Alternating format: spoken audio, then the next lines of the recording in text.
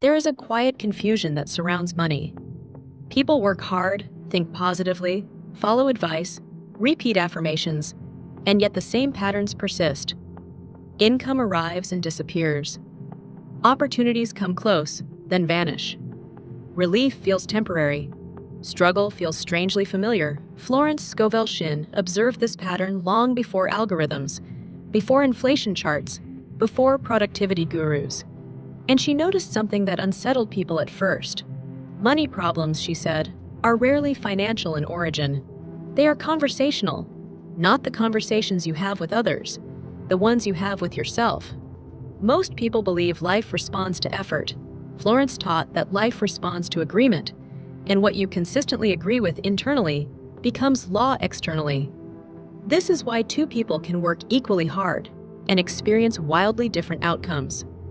One feels supported by life, the other feels resisted by it. Same actions, different inner contracts.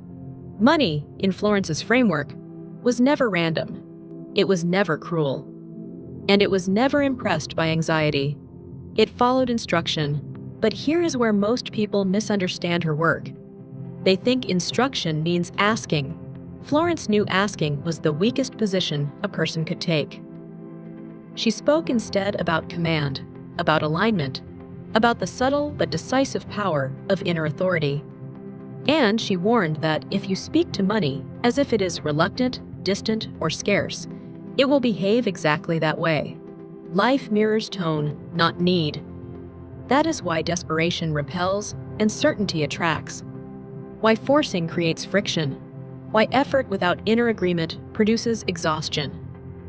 Florence used to say that man's word is his wand. But she also knew most people were waving it wildly, contradicting themselves sentence by sentence. One moment hopeful, the next moment doubtful, one moment trusting, the next moment bracing for disappointment. That inner contradiction is what keeps money unstable.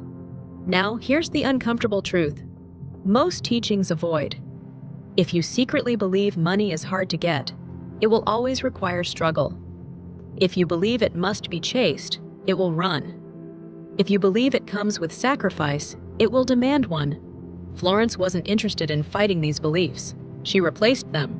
Not with 10 affirmations, not with visualizations, not with long rituals, but with a single sentence so precise, so balanced, so legally sound in spiritual terms, that it brought the inner argument to an end. And when the argument ends, struggle ends with it. But before that sentence can work, something must be understood. Money does not respond to hope, it responds to position, and most people position themselves beneath it.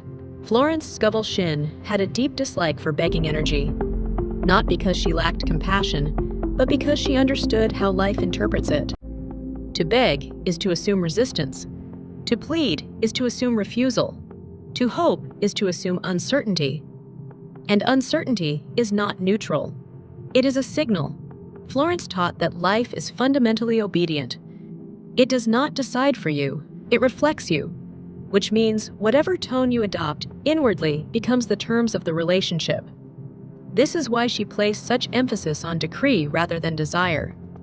A decree is not emotional, it is not dramatic, it does not try to convince, it simply states what is. Here is where many people sabotage themselves without realizing it. They say things like, "I hope things improve. Money always comes just when I need it. I'm trying to change my mindset." Each of these statements sounds positive, but each one subtly reinforces struggle. Hope implies delay. Just in time implies pressure. Trying implies resistance. Florence was precise with language because she knew language creates law. She often reminded her students that every spoken word is a miniature prophecy. And the subconscious mind does not debate it. It executes it. Now pause here, because this is important. If this is resonating with you so far, leave a comment below with the word alignment. Not for the algorithm, though it helps, but as a personal marker. It signals a decision to stop negotiating with life and start cooperating with it. Back to the deeper truth. Florence noticed that people who struggled with money were not unlucky. They were internally divided. One part of them desired abundance. Another part expected disappointment. and life responded to the louder voice, which is always the one spoken with certainty. This is why affirmations fail when they are said nervously, why visualization fails when it is followed by worry, why effort fails when it is driven by fear. Florence knew that the subconscious mind is impressed not by repetition, but by finality. So she crafted sentences that ended the conversation completely. No room for doubt, no emotional pleading, no qualifiers, just law.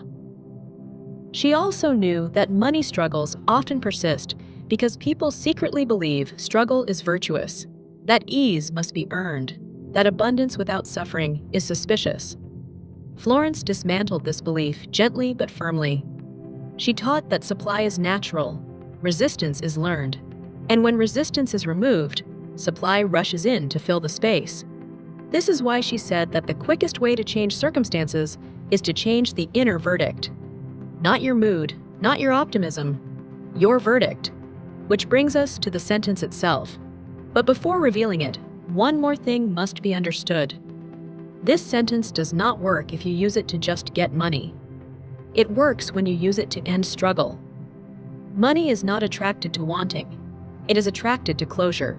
Florence Scovel Shinn understood something profoundly liberating. Life does not need to be convinced.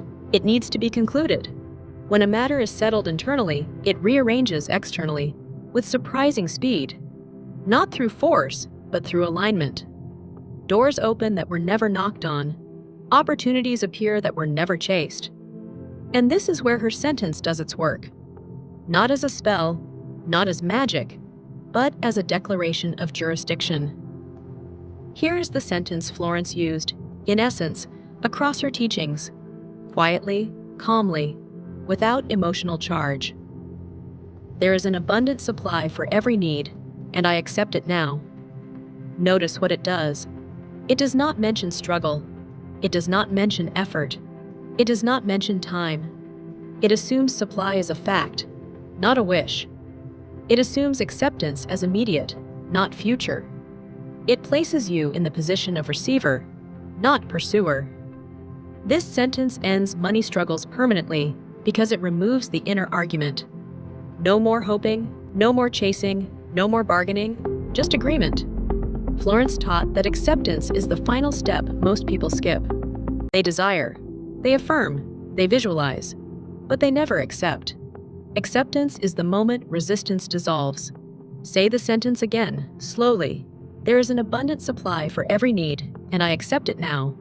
Not emotionally, not forcefully, just matter of fact. Florence would often advise her students to say such sentences casually, even indifferently, because indifference signals certainty, and certainty signals authority. When you stop trying to make something happen, life begins to cooperate. This is why money often arrives when people stop obsessing over it, why solutions appear when the mind quiets, why ease follows acceptance. Florence was not promising instant riches. She was promising the end of struggle. And when struggle ends, flow begins. Use this sentence not as a chant, but as a conclusion. Say it once. Mean it. Then move on with your day as if the matter is handled. Because in the language of the subconscious, it is. And life, obedient as ever, will follow suit.